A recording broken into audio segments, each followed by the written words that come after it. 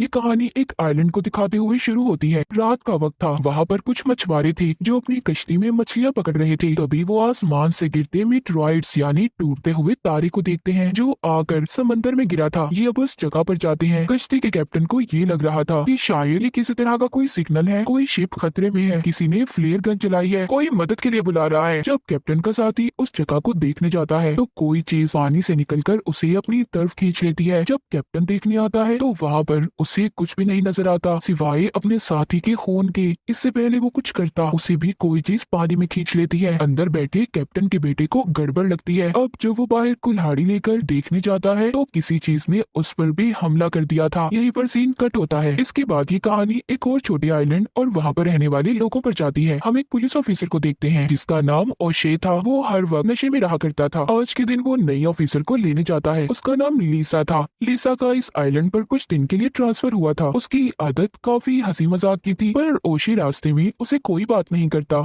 जब ये दोनों पुलिस स्टेशन पहुंच जाते हैं जहां पर लीसा की मुलाकात अपने हेड से होती है, वो लीसा को वेलकम कहते हैं। हेड कहते हैं कि कुछ दिन के लिए मैं काम के सिलसिले में बाहर जा रहा हूँ, इसलिए मुझे अपनी जगह एक पुलिस ऑफिसर की जरूरत थी, तो मुझे लगता है तुम काम अच्छे से संभाल लोगी। जाते हुए ओशे अपने हेड से कहता है क्या जरूरत थी नए ऑफिसर की, मैं था ना, मैं सब संभाल लेता। पर उसके हेड को उस पर जरा भी भरोसा नहीं था क्योंकि हर वक्त ओशे नशे में जो रहा करता था। इस आइलैंड की बंदरगाह पर दो मछुआरे दिखाए जाते हैं जो मछलियां पकड़ रहे थे। तभी उनमें से एक आदमी समंदर से अजीब सा क्रिएचर पकड़ता है। जब उसका दूसरा साथी उसे देखने की कोशिश करता है तो वो क्रिएचर उस पर पानी की तरह लिक्विड फेंकता है, पर वो लिक्विड किसी किस्म का जहरीला नहीं था। अब उस आदमी को ऐसा लग रहा था कि जैसे उसने कोई अजीब सा जानवर पकड़ा है जिसके उसे बहुत से पैसे मिल सकते हैं। इसीलिए वो आदमी उसे अपने साथ घर ले आया था, लाकर अपनी बाथटब में डाल देता है ताकि वो पानी में जिंदा रह सके। वहीं पर दूसरी तरफ समंदर के किनारे कुछ लोगों को मरी हुई व्हेल मिलती है जो काफी अजीब बात थी। ओशे और लीसा छानबीन करने वहाँ पर जाते हैं। वहाँ पर पहले ही एक डॉक्टर मौजूद था जो मरी हुई व्हेल को चेक कर रहा था। वो इन्हें बताता है कि ये बहुत पहले से मरी हुई है, इसके जिस्म पर जो निशान है वो पत्थरों के टकराने से आई है। ओशे को ये बातें काफी अजीब लग रही थी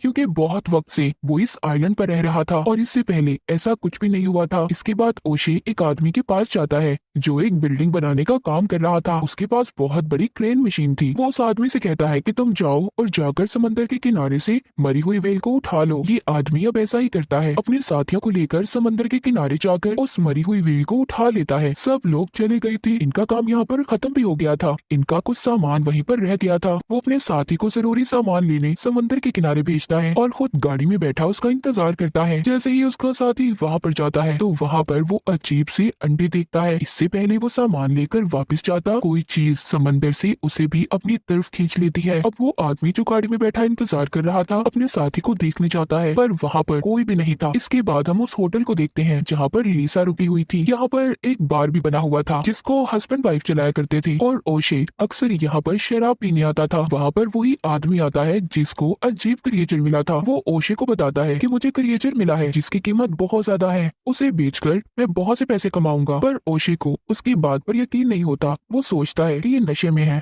ऐसे ही बोली जा रहा होगा, मजाक कर रहा है मेरे साथ, क्योंकि ओशे खुद नशे में था। उसी रात हम एक और आदमी को देखते हैं जो उसी आदमी का साथी था जिसने क्रिएचर को पकड़ा था। वो अपने घर पर था, तभी उसके घर पर कोई आता है। अब जब ये दरवाजा खोलने जाता है तो एक आदमी को देखता है। ऐसा लग रहा था कि जैसे वो किसी चीज से लटका हुआ हो। उसके दोनों हाथ ऊपर थे। जब ये थोड़ा सा आगे जाकर देखता है तो कोई चीज उसे भी आसमान में खींच लेती है। उस आदमी की बीवी भी वहाँ पर थी जो ये सब कुछ देखकर बहुत घबरा गई थी। वो जल्दी से अपने घर का दरवाजा बंद करती है। उसने उस क्रिएचर को देख लिया था जिसने इसके हस्बैंड को अपनी तरफ खींचा था। जी हाँ, वो ये खतरनाक क्रिएचर था जो अब इंसानों को खा रहा था। पर ये कैसे और कहाँ से आया था ये हमें कहानी में आगे जाकर पता चलेगा। अब वो औरत अपने घर में बहुत डरी हुई थी। उसको उसके हस्बैंड की चीखें सुनाई दे रही थी। उसकी नजर अपने घर की चिमनी पर जाती है। ये देखकर सोचती है वो क्रिएचर वहाँ से भी आ सकता है। इससे पहले ही उसे बंद करती, क्रिएचर उसे भी चिमनी के रास्ते से आकर खींच लेता है।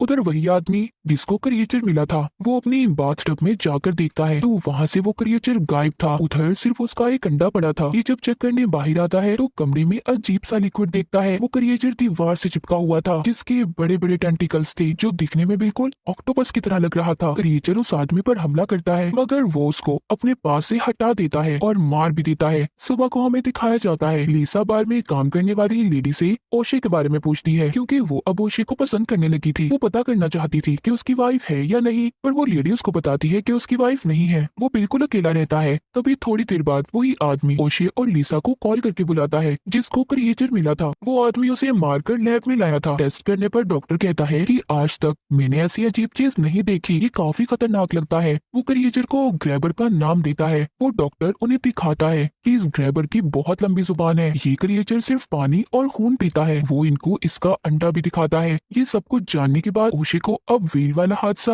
और क्रिएचर वाली बात दोनों मिलती नजर आ रही थी। ये जल्दी से लिसा को लेकर समंदर के किनारे जाता है जहाँ पर उसी आदमी की गाड़ी खड़ी थी जिसको ओशे ने मरी हुई व्हील को उठाने भेजा था। ओशे सोचता है वो ऐसे अपनी गाड़ी को नहीं छोड़ता। पास ही एक घर था। ये दोनों छानबीन करने वहाँ पर जाते हैं। ये वही घर था जहाँ कल रात क्रिएचर ने हमला करके हस्बैंड वाइफ को मार दिया था। ये दोनों जब यहाँ पर छानबीन करते हैं तो वहाँ पर इन्हें फटे हुए कपड़े मिलते हैं। यहाँ पर भी इन्हें वैसी ही बदबू आ रही थी जैसी उस क्रिएचर में से आ रही थी। इन दोनों को शक हो गया था। ये उस घर की छत पर जाते हैं जहाँ पर लिसा को उस आदमी का कटा हुआ सर मिलता है जिसको क्रिएचर कल रात उठा कर ले गया था। ये दोनों उसके कटे हुए सर को उठाकर लैब में ले आए थे ताकि उसके बारे में कुछ पता चल सके, पर डॉक्टर कहता है मैं ऐसे कुछ नहीं बता सकता कि इसको किसने मारा है, पर हाँ मुझे ये काम किसी खतरनाक जानवर का लग रहा है। तभी उधर वही आदमी आ जाता है जिसने क्रिएचर को पकड़ा था। वो इन दोनों को अपने साथ घर ले जाता है जहाँ पर ये देखते हैं उस आदमी की बाथटब बाहर गिरी हुई थी और दीवार में बहुत बड़ा सुराग भी था। मतलब जो अंडा उस क्रिएचर ने वहाँ पर छोड़ा था वो भी बड़े क्रिएचर में तब्दील हो गया था। वो देखकर समझ गए थे कि बहुत बड़ा खतरा आने वाला है। इनको अब सारी बात समझ आ गई थी। लिसा कहती है कि कल रात जो हादसा हुआ वो इन्हीं क्रिएचर ने किया होगा क्योंकि ये सिर्फ पानी में रह सकते हैं और कल रात बारिश हो रही थी इसीलिए वो जमीन पर आया था और आकर उसने उस घर के लोगों को मार दिया। अब वो आदमी जो इन्हें अपने साथ लाया था कहता है कि मैं जानता हूँ इन क्रिएचर्स की कोइन कहाँ है जो अंडे दे रही है। ये दोनों को एक गुफा में लेकर जाता है जहाँ पर ये खुद तो नहीं जाता।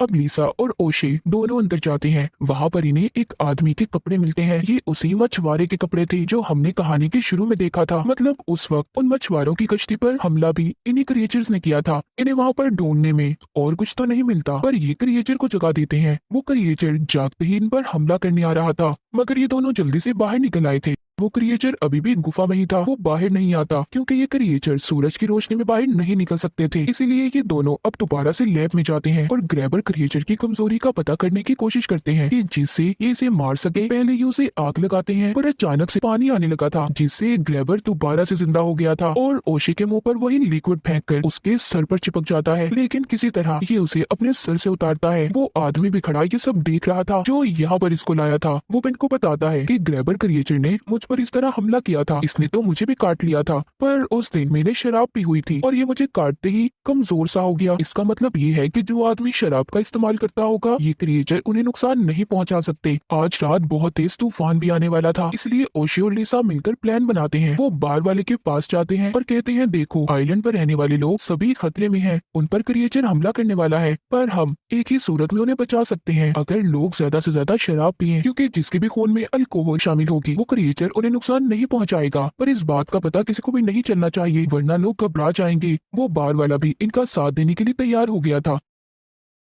पहला टेस्ट ये लिसा पर करते हैं। लिसा ओशे से कहती है मैंने कभी भी शराब नहीं पी लेकिन फिर भी ये उसे शराब पिला देते हैं। फिर ये लोग लिसा का खून निकाल कर टेस्ट करते हैं। ये उसके खून को क्रिएचर के बच्चे को पिलाते हैं जिसको इन्होंने लैब में कैद किया हुआ था। जैसे ही वो क्रिएचर का बच्चा खून पीता है मर जाता है। ये क्रिएचर्स की कमजोरी को जान गए थे। ओशे और लिसा चर्च में जाते हैं। वहाँ पर जमा सभी लोगों को ये बार में आने का कहते हैं। मुफ्त की शराब मिलने वाली है इसीलिए सब बार में आ गए थे। रात को इन्हें क्रिएचर का शिकार करना था। इनके पास जो कुछ भी था ये उन चीजों को अपना हथियार बना लेते हैं। बाहर गाड़ी में लिसा और ओशे बैठे थे। बाकी सभी बार में थे। लिसा ने भी बहुत ज्यादा शराब पी ली थी। वो अपने होश में नहीं थी इसीलिए ओशे को सारी अपनी दिल की बात बता देती है कि वो उसे कितना पसंद करती है। उधर बार के अंदर सभी मौज मस्ती में गुम थे। तभी एक आदमी को वॉशरूम में जाना था पर वॉशरूम के अंदर कोई था इसीलिए वो बाहर आ जाता है। बाहर बहुत तेज बारिश हो रही थी। तभी वहाँ पानी की वजह से छोटे छोटे क्रिएचर्स आ गए थे जो उस आदमी पर हमला कर देते हैं। ये देखते ही लिसा और ओशे उस आदमी को बचाने जाते जाते हैं। इससे पहले कि वो उसे बचा पाते, वहाँ पर एक बड़ा ग्रैबर क्रिएचर भी आ गया था जो उस आदमी को खींचकर खा जाता है। ये देखकर लीसा और ओशी अपनी जान बचाकर भागते हैं। जब ये दोनों अपनी गाड़ी में बैठते हैं तो लीसा परेशानी में गाड़ी के सायरन को ऑन कर देती है, जिस वजह से क्रिएचर अब इनके पीछे था वो इनकी गाड़ी पर चढ़ जाता है। वो गाड़ी को तोड़ने की कोशिश कर रहा था, पर ये मौका देखते ही जल्दी से बार के अंदर भागते हैं। बार में आते ही बार का मालिक ओशी को बताता है कि सारी शराब खत्म हो गई है, हमें लेने दूसरी जगह पर जाना होगा जहाँ पर हम इस वक्त नहीं जा सकते। इसलिए ओशी सबको ऊपर जाने का कहता है। सब पूछ रहे थे कि क्या हुआ, ऐसा क्यों जाए हम ऊपर, पर ओशी अभी भी किसी को कुछ नहीं बताता। कोई नहीं जानता था कि बाहर कितनी बड़ी मुसीबत है।